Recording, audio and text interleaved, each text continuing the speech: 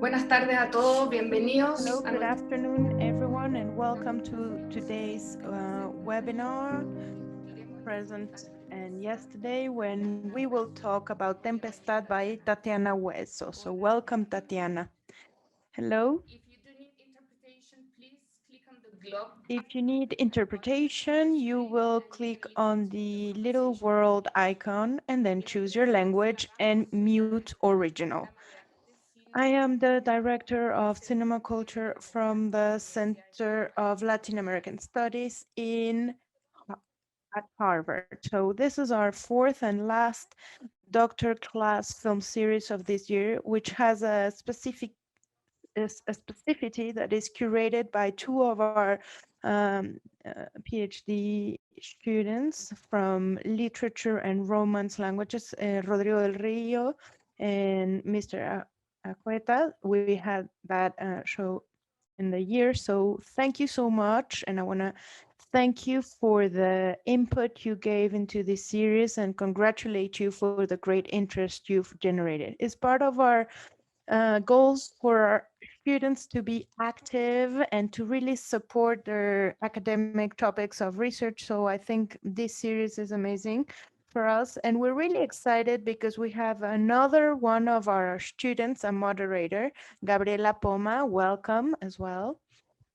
Gabriela is a PhD student for literature and Romance languages at Harvard University. Her focus on research includes literature, poetry, and visual arts of contemporary Central America, transnationalism, and the diasporic perspective, among others.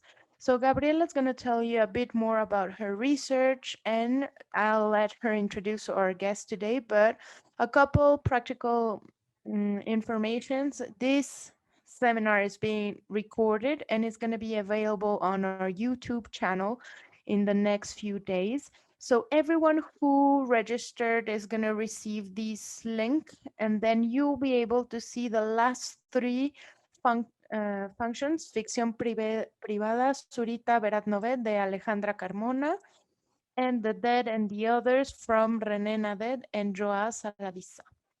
So they're all available on YouTube.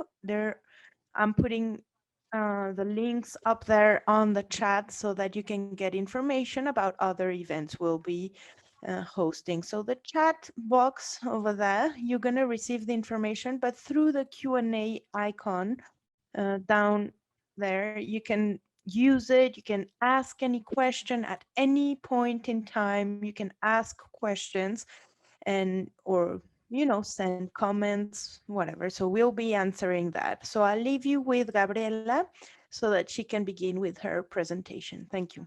Thank you, Marcela, and welcome, Tatiana. For me, it's a great honor to have you here this afternoon with us. So we're going to talk a bit more about Tempestad.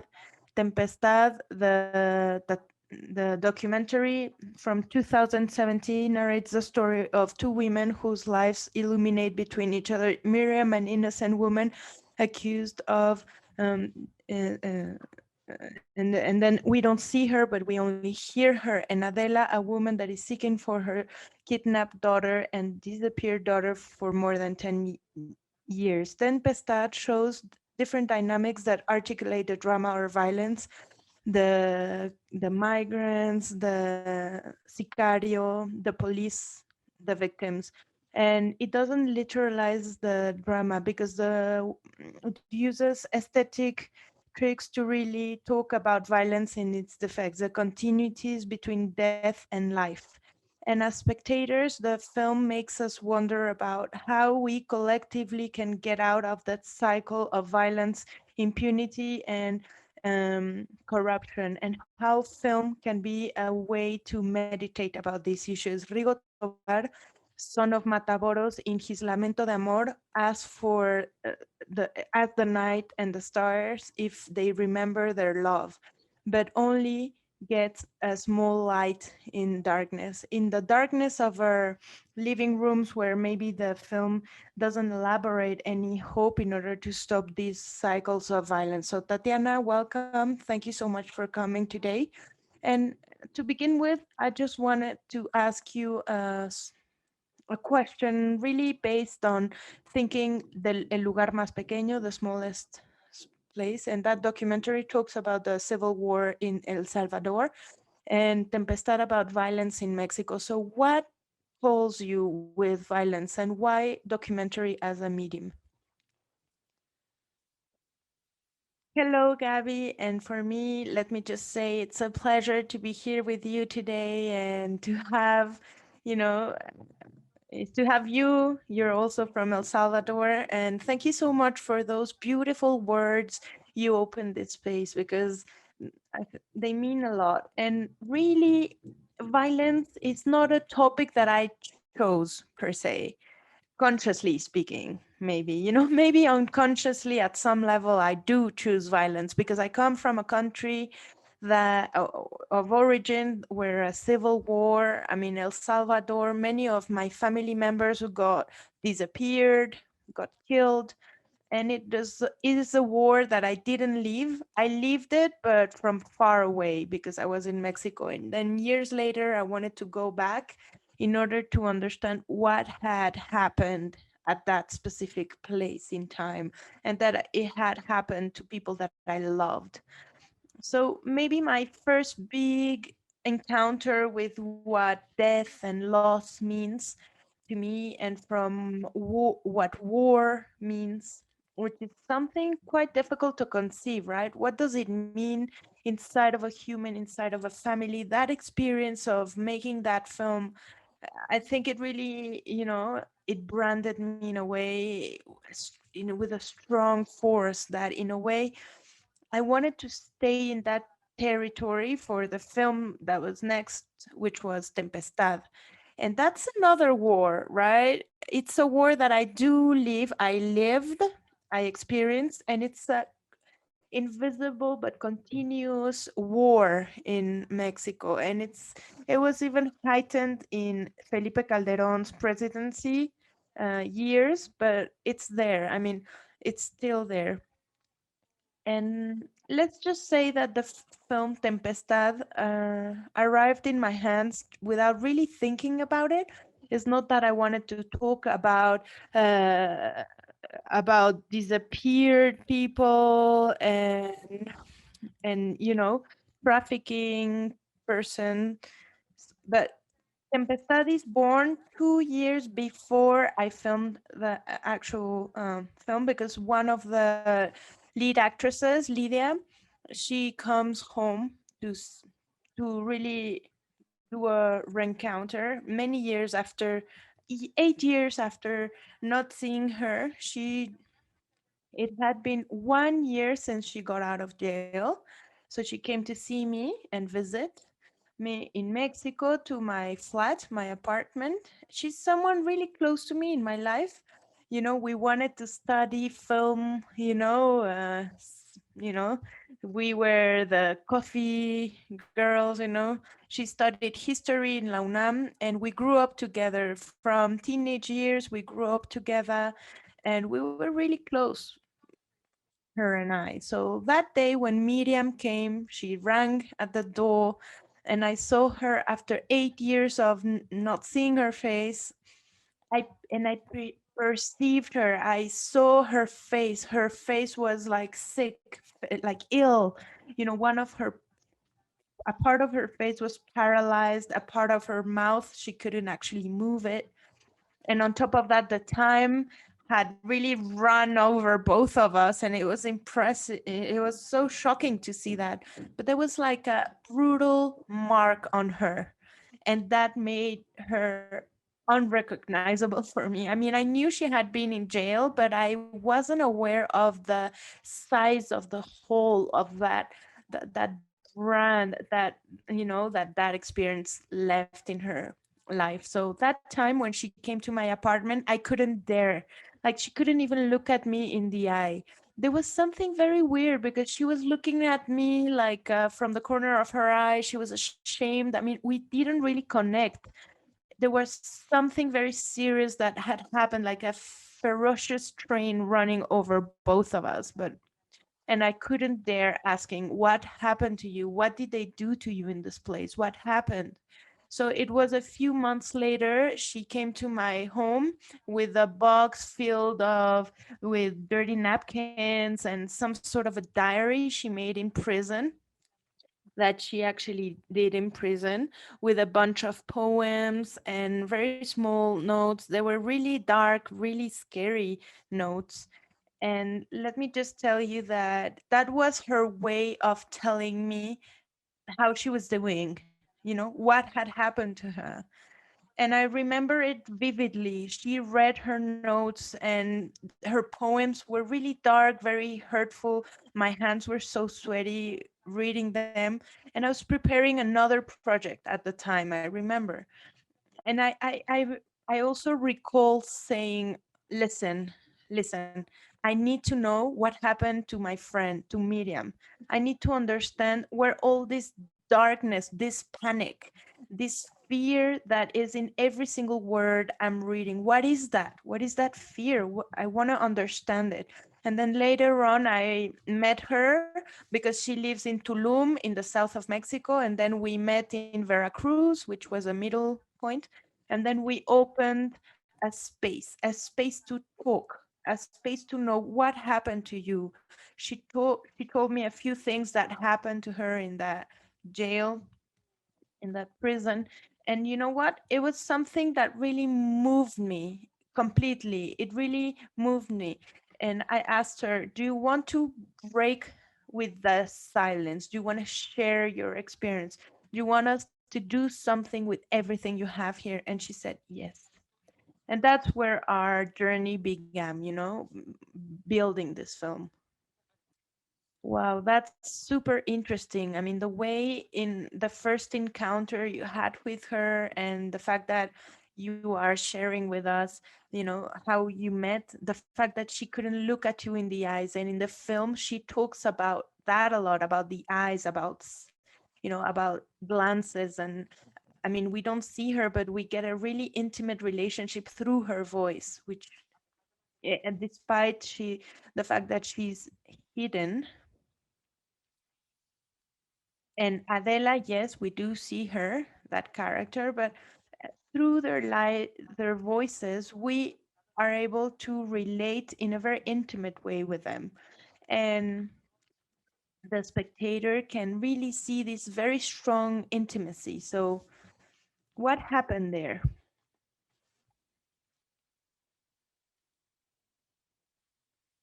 I mean, how did you create that very intimate space? The fact that I couldn't see her in the film, I mean, we only hear her voice. This is only voice off film. But then Adela, the second character, she's a mother. She's looking for her disappeared daughter. We do see her.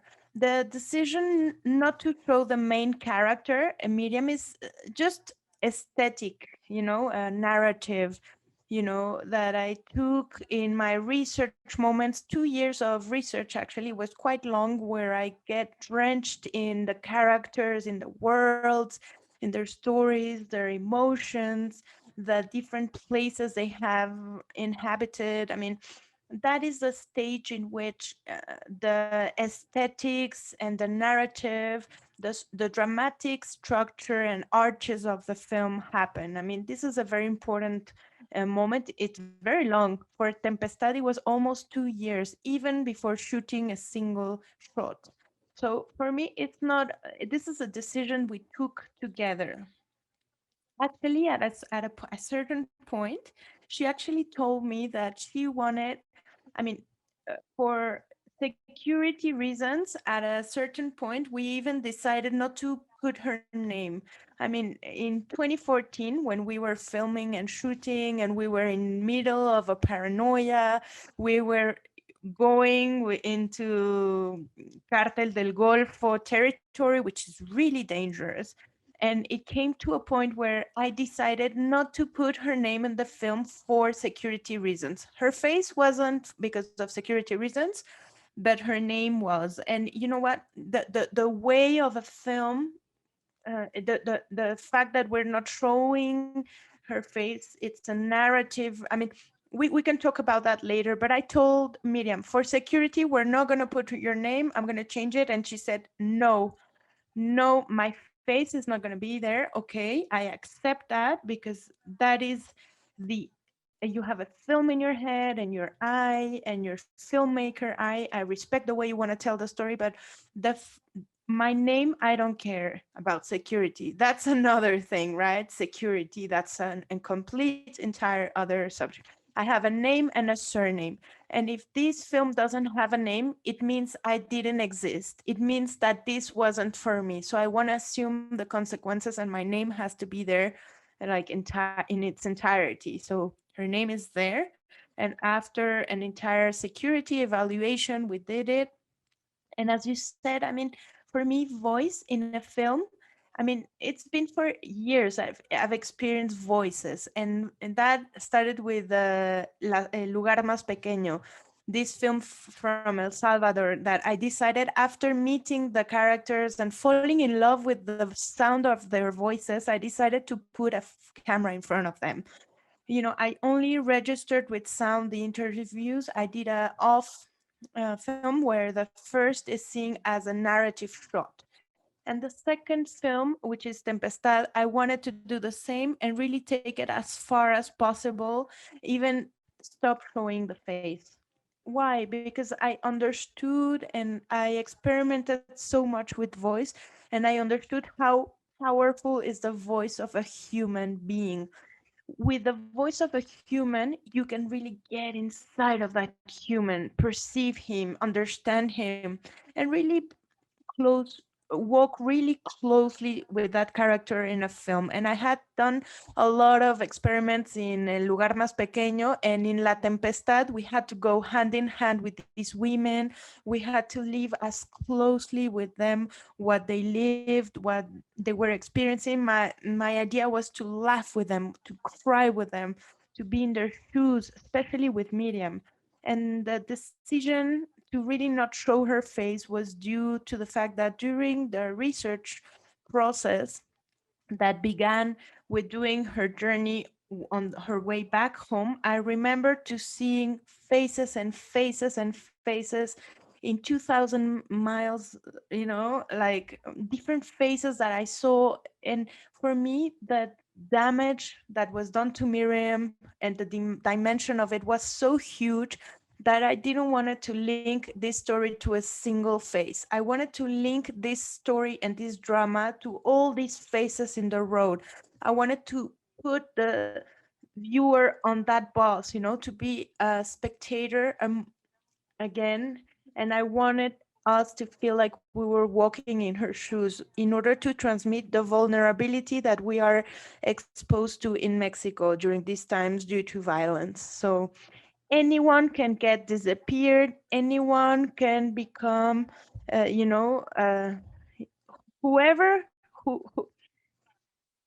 whatever person that doesn't have money to access to justice, because in Mexico to have access to justice you need to have money, right? So as you well said in in the beginning, her lawyer that is assigned to her, I mean, once that she is taken to the prison, they give her a lawyer, and they're like, okay, we know you didn't do this, but we have to, you know, comply with our, you know, numbers, and this is how it works, and that's it. You're a pagadora. That is how they call these people that pay some crimes for others. Those are pagadoras. And so I wanted to really expose in a very fine and subtle way, but yes, I did want to expose. I don't know how to call it, but in a very you know, in the film, you know, with the senses, the fact that anyone, any person here in Mexico, this can happen to you, or what happened to her or Adela, and to link her voice to many faces and not to a single one. That was my big bet, you know, my theory. So I feel that in part that was the film really fights for that, because you become Miriam in a way through this journey. Yes, it's amazing how that works, because at the beginning you're her, and then we become you know, them, and then it becomes everyone, and it's super powerful effect. And for me, also the fact that we are listening to her voice, but at the same time, we see different images. For example, when Miriam in her storyline, how you mobilize the beauty, the aesthetic of nature while she's narrating a story that is brutal, brutal. I mean, how that is a thing that works amazingly in your film. I stay with her, next to her, I hear her, I feel everything.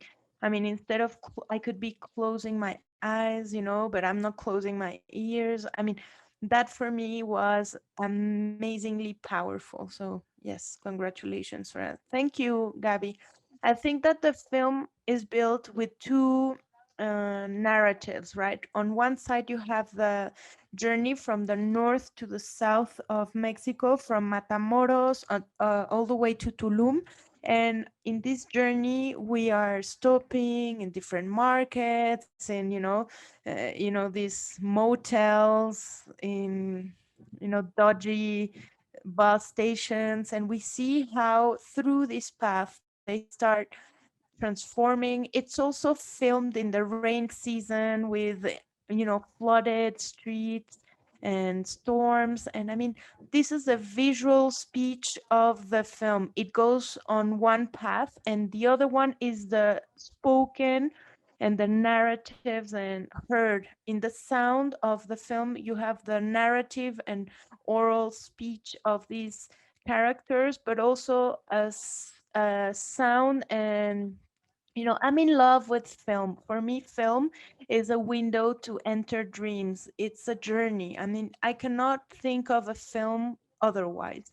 So everything that is sensorial, I mean, for me, it's important. For me, sound is something that I work a lot in order to make it walk like that and be felt like that. So there's a buzz there, but it doesn't sound like a buzz. It sounds like a storm, like wind, like flickering windows and the leaves in the trees. So it's a very powerful combination of sounds that accompany the landscape. And that visual landscape, in a way, represents also the emotional landscape of the character. So that's a mirror. And these two visuals, the sound and the visual, create a third speech that I love calling like that, which is a film. It's a third discourse, let's say. So this is not about me like inventing this from one day to the other. No, 2 years of research it took for me to do this. And I had the option to go to the prison where she was in order to understand that place. But it was so dangerous that I decided not to go there because it was really dangerous. In my research, I wanted to go there, but no taxi driver wanted to take me there in Matamoros.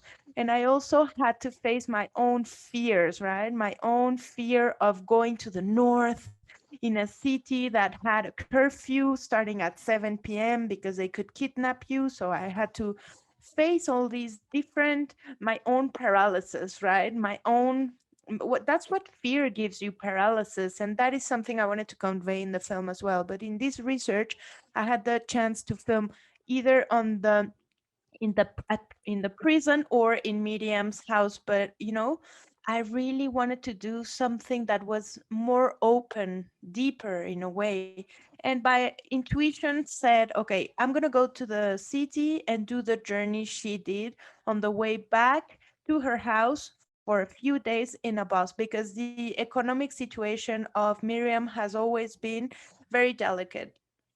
Let's say that she has a almost survival kind of economy since forever, and now even more. But when I did that journey, it was by chance rain season in Mexico, which is a transformation.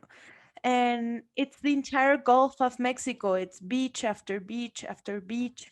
So for me, it was amazing to see the palm trees, these Mexican palm trees that we are used to. You think of Mexico and you think of, oh, palm trees and the sun, but no, this was like gray clouds and winds and storms and rain.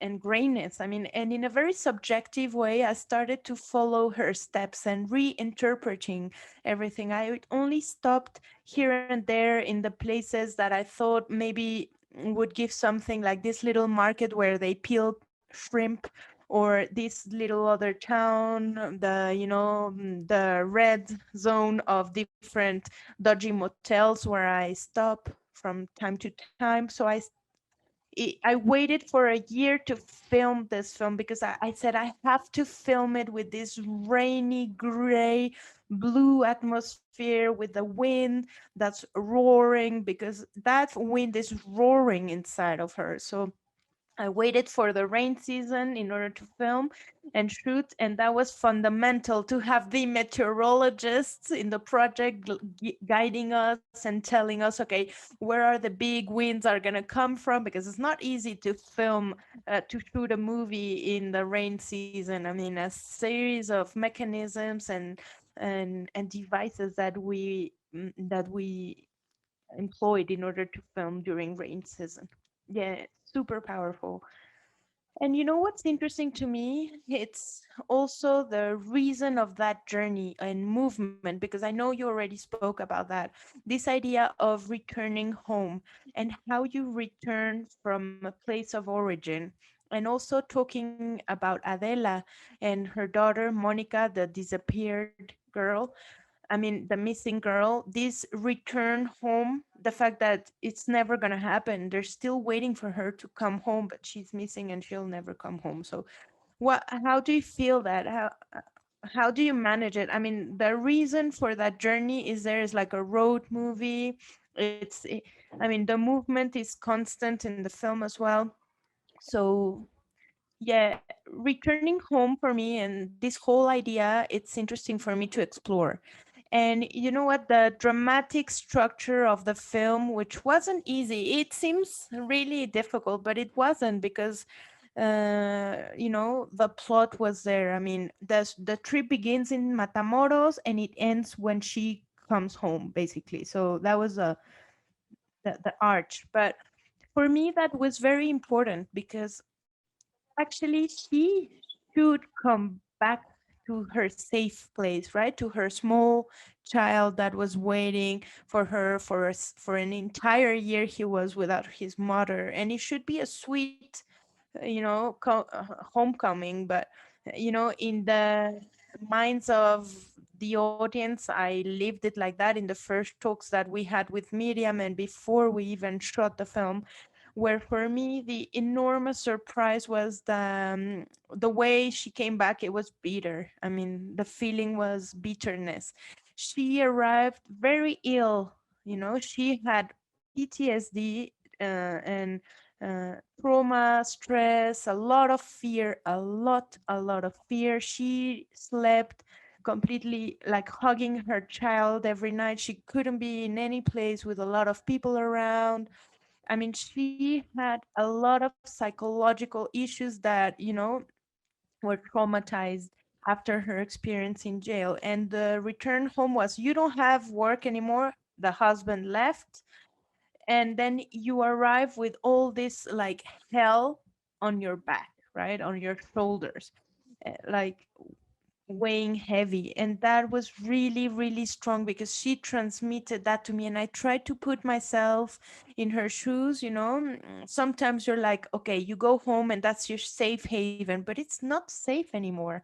So how do you deal with that? That was a challenge, an abyss, and that's how I imagined it since the beginning. The fact, the end of the film, this woman floating in the cenote, floating in the limbo. That was some of the first images that was in my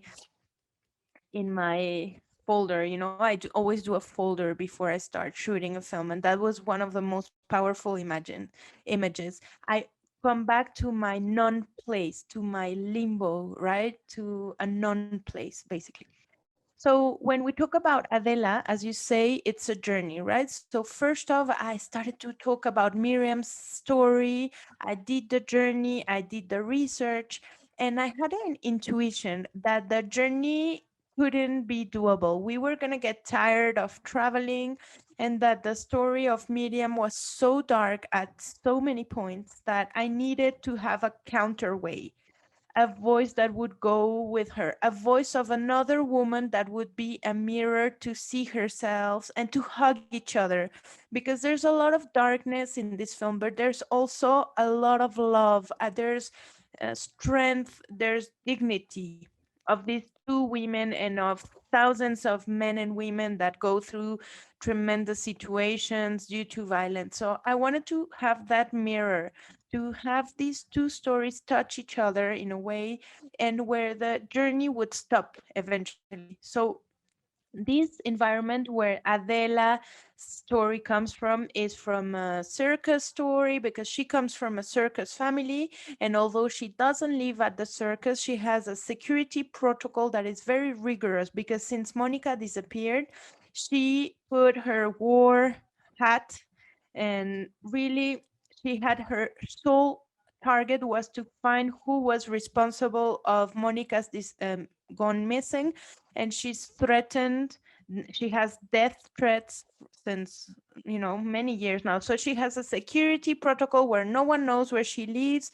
She changes phone numbers often, and I couldn't film at her place. And when she told me that she actually came from this circus generation, or generations of circus men and women, I thought, okay, this is a good place to develop her story.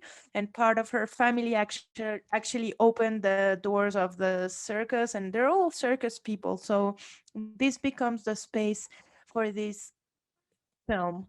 This is a story of two mothers as well, two mothers that go back to this place where you hope for, really touch back to this homeland. And your home is your kid, right? And in the case of Miriam, that happens, although she has to choose to to be okay in order not to inherit all these fears to her son, right? Not to plant those seeds, those dark seeds in him. So she chooses to be okay. And this is a permanent struggle between life and death, this terrible thing that all these mothers live, that have missing children. And at the same time, it was amazing to see how for Adela, she created her own family with the friends of her daughter. I mean, the little girls in the circus is like replicating her daughter in a way, in various women that she and that she managed to do. Yeah, for me that was important to build the fact that Monica isn't a ghost. I mean, she's not treated like that. She's very much so alive. We can see her. Although we don't know her, we can, touch some of her warmness, and through the interview, how Adela speaks about her childhood, how she was, and through her life in the circus that was filled, it's a woman's led circus filled with women in the trapeziums training, very strong women that are really making this circus, happen. So, Monica is very much alive in order to get her close to the audience, and to also really make us feel, I mean, to evoke what that absence means. I also wanted to ask you about how do you treat temporalities in the film? How does that work? Because, I mean, and spaces also, how do they repeat themselves? You talk about the market and jail that worked amazingly in your film. And time, and something that Adela said, the time of being mother, you can't feel it. It is like a suspension in time. And that was very, very, very strong for me. And the years of absence, that temporality, in Tempestad. I don't know if you could talk about that, or seasonalities, or temporalities, yes. Okay, let me tell you that temporality is very abstract. In temporality is linked in a way or in a certain way to internal time that characters go through. So let me elaborate. All the experience that she's saying when she was jail, it seems like she was for years prisoner in this jail. You know, it would seem it's a lifetime, but it was only 12 months, like almost a year. And I don't mention how much she spent in jail. And the reason why I don't do that is not to hinder, that step she took in order to go in there and get out of there. I mean, I think time is relative in this film, and time is transmitted to the audience through how characters are. So Adela speaks about the time of being a mother, of raising a kid, and how you don't even realize how time goes fast, and then your kid is older, and then he goes to college, and he's not a kid anymore, and time is never enough for to be with her and to be with, motivating her and go and being with her. It's something concrete in the film. Also the years of being absent, they seem like a lifetime as well. This absence feels like a lifetime because it permeates into everything, the entire universe in which Adela moves and it moves into. And let me tell you, this is a time that it's then perpetuated. It continues because Adela decided to really dedicate her whole life to seek for her daughter, Monica. So that's her life mission. And talking about spaces, let me tell you that film spaces and where I shot films, I mean, it goes beyond the physical space where a story is located. I mean, I love to explore in a profound way these spaces. For example, this highway in which we traveled, it was a long, road, and then I did it twice more, days and days filming this road, and the bus becomes like a light box where medium travels, where we are all traveling in, and all these people that go along with her in the road, and you see these windows where you look through, and what you are seeing outside. I mean, this was very intuitive. Actually, I was saying I would like to achieve with these two, visual and audio, to really take our minds elsewhere in time and space. Like when you travel, you look outside the window and then you see landscape, but you're thinking about something else, and your thinking then gets mingled with the landscape and becomes something else. And that's what I wanted to do in the bus and with the landscape, because we always see a landscape, but the story that Miriam is telling us, or Adela, makes us be located in a completely different place. The landscape is only there in a, like, let's say, sonic kind of way, or a sonorous kind of way, and it resounds that way. There's a search about how to unite sound so that it's more than a physical space. We don't care where we are or where this space is, it transcends that physical space, that aspect with sound. And I think that in order to do that in a film and to build spaces, it's important to inhabit them, to explore them deeply. In the previous film, El Lugar Más Pequeño, the mountain, the forest, I mean, it's a character. The sacred forest where all the people that died in that little village I filmed is not like the gravestones of the people that actually died there. And I walked for days and days and hours in that mountain, until I really felt completely, involved in those processes, because you get involved emotionally. And I think that's fundamental in order to build a film. And that's how it happened with the circus as well.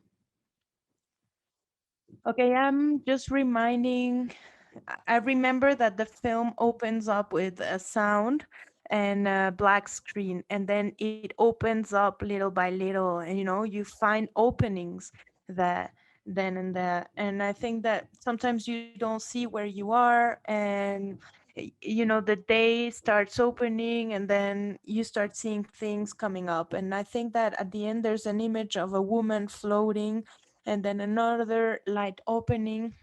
So tell me, these are very poetic images. So what did you imagine with these? Okay, at the beginning of the film, and I'm telling you, I mean, for me, film and the film I love watching, and the film that makes me love what I do, and the fact that, film for me should be vital. Well, for me, it's a vital experience, since, sensorial, um, emotional. But at the beginning of the film, she starts by saying how in the morning they told her, "You're free, you can go home." It was really early in the morning, and I wanted to tell that. And that's why the film starts with the black screen with metal sounds and steps. You can hear steps of someone who comes and wakes you up in your cell. And that's where the narrative begins. 4 a.m. in the morning, someone shouted my name, and they said, "Okay, they're calling you, you need to go somewhere." And then you start adding the first images you see, which are images of different neighborhoods that are abandoned in Matamoros, in the north of Mexico. Neighborhoods, entire cities have been deserted because everyone goes to the US. Well, those that were able to due to violence. So many zones and areas in the cities are abandoned. And there's a portrait of the city that really goes that way. And I did it at dawn, and the fact I did it there because I love the first light in the morning. It's the most attractive light. It's like the magic hour for the light for me. So every time I do it at dawn. And it also had to do with the time when they call her, right? Like, you can go home, and they tell her at 4 a.m. So I had this idea of the window, right? And the window was in my unconscious, I think, when I started to do this film, because I traveled so much. I looked through these windows as I was traveling, and in a way, when I went to Matamoros to shoot, a lot of broken, closed off windows. So I had a thing with windows, right, in my head. And that really, maybe not so consciously, it's not all over the film, but it's a window where we look into Miriam. And at the end of the film, for me, this is the last window of the film. It's the cenote. It's a very deep cenote located in Tulum, 150 meters deep. And basically, this is Miriam floating at the top. And before that, you see an abyss in the depth of the cenote. That actually, there was a diver that came with me when we were researching, and the diver said, "Do you want to see the cloud down there in the cenote?" Because cenotes are, caves filled with water, underwater, um, you know, non-salty waters that are in that part of Mexico that are amazing. And I was looking for this image of this woman floating on top of, this, and then this diver that came with me with a miniature camera, and the ocean wasn't good enough. And I was telling him, "I need clear waters, I need to be transparent, I need to see her tiny." And he said, "You need a cenote." So he took me to that really deep cenote, and when he showed me the image, I said, "Wow, this is the end of my film." And then he told me, the diver said, "You don't want to see the cloud down there?" And I was like, What are you talking about? A cloud underwater?" And he said, "Yes, like 60 meters down there, there's a cloud. There's an actual cloud. If you want, I can bring it up to you." And I was like, "Of course, go and bring me the cloud."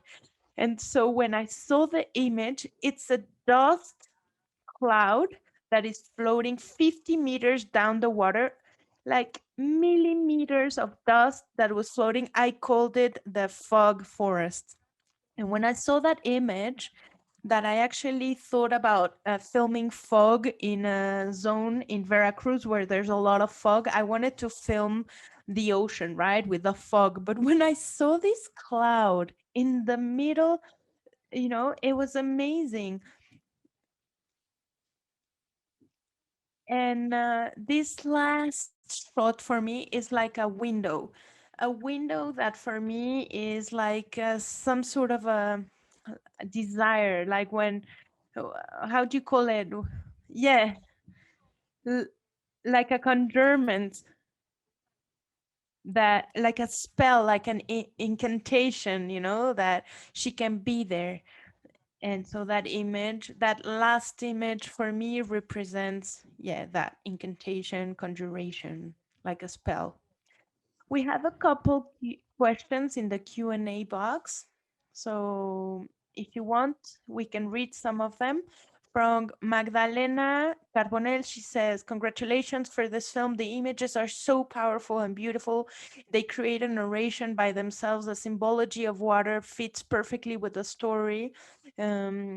Strength made with, it would lose a lot um, if it was in sunny days. And Magdalena says, how do you leave that with her?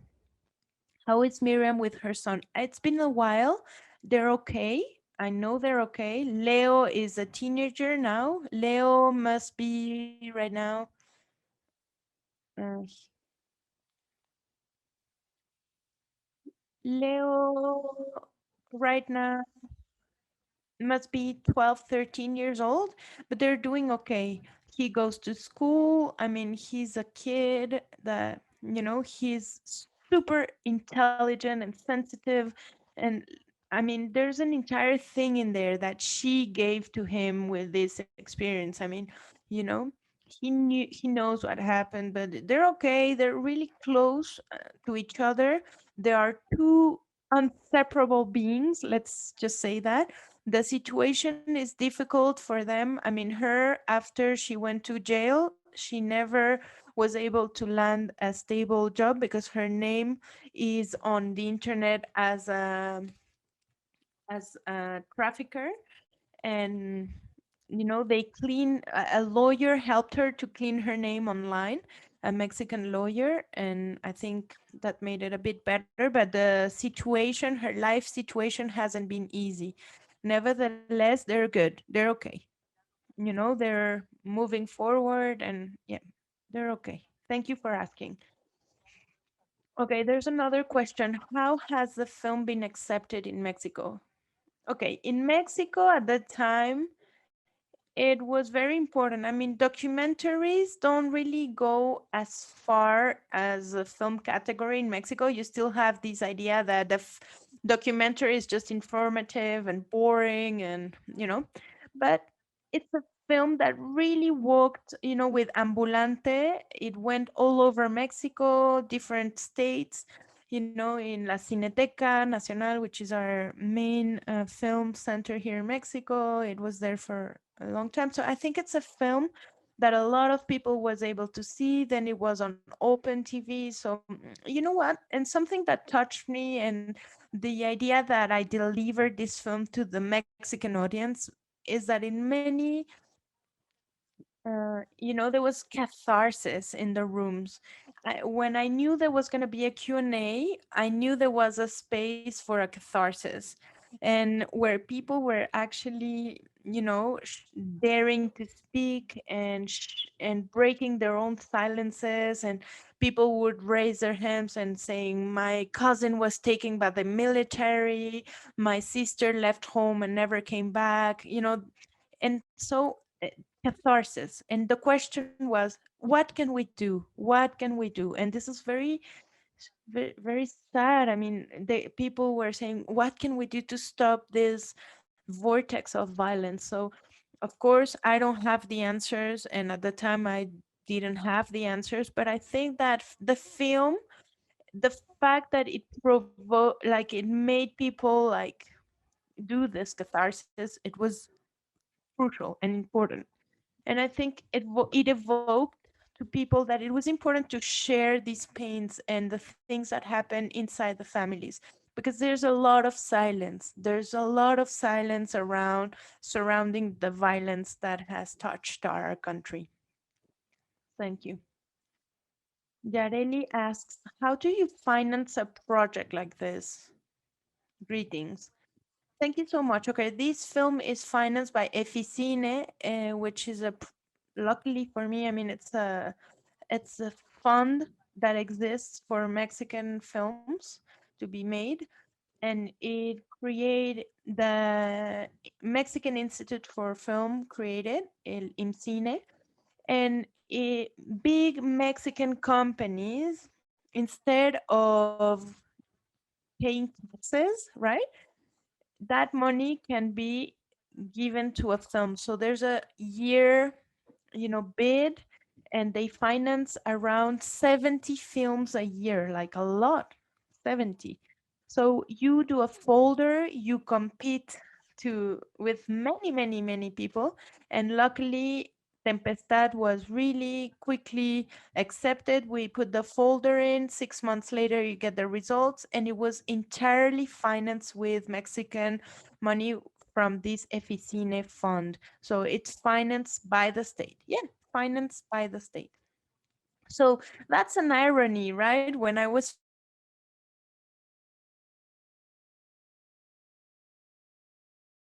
filming telling her, luckily the silos or evil haven't arrived there. They're not conditioned by this, and I hope they'll never be.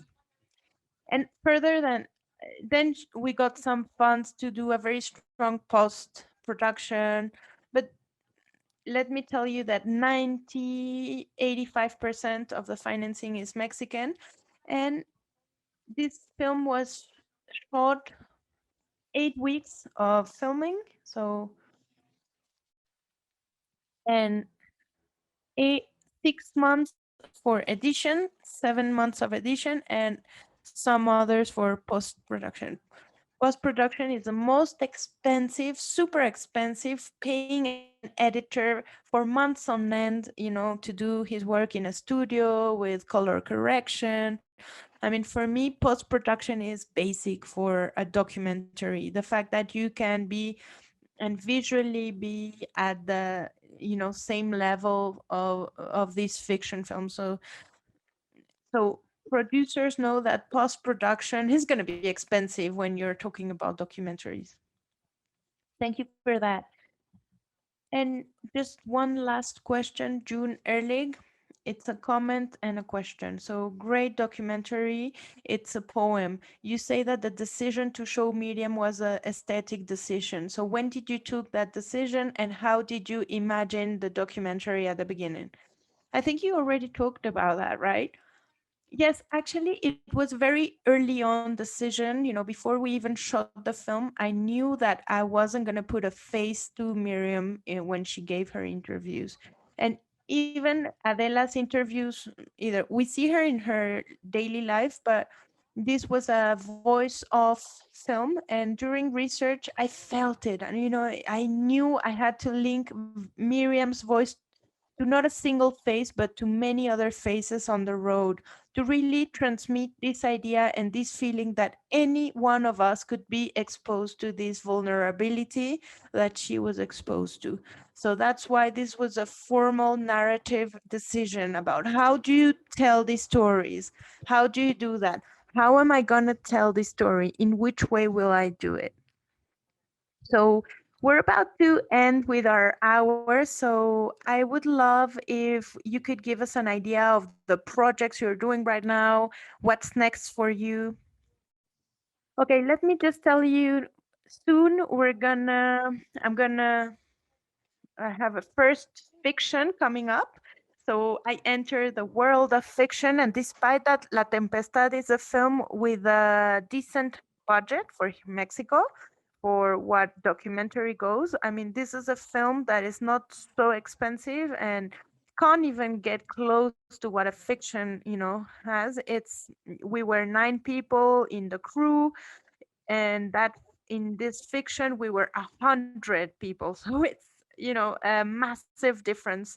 And it's called Noches de Fuego, and it's a story that talks also about, actually it talks about childhood and about what it means to be a little girl surrounded by a violent environment. And this is a project in the Amapola harvest, and so soon we're gonna actually launch it.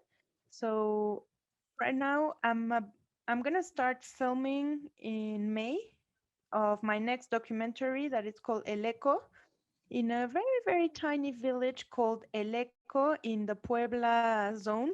And this is a place that when the wind blows, the wind takes people's voices all over the little um, the little hills. For me, everything that's sound related excites me, and it's a story about farmer kids and what it means to grow. These kids who are preparing to grown up life and what it means to discover the vocal. I'm really focused on childhood because I'm also a mother of a little girl, and my whole world is permeated with all these monsters and amazing lights that live within childhood. So, as I said, time is a tyrant, as I say, but this is the end of our talk with you today, and it was amazing. It was an honor to have you here talking, and for me, especially, it's been, quite an honor. So Mirna Trauger also sent another message. Thank you so much for sharing your film with us and to give us a look in this window and into your creative process. Thank you so much, Tatiana. Thank you, Marcela, Gabriela. I mean, it was beautiful to, you know, meet with you and Rodrigo, Ignacio for this space and for being interested in my work. I work from the heart.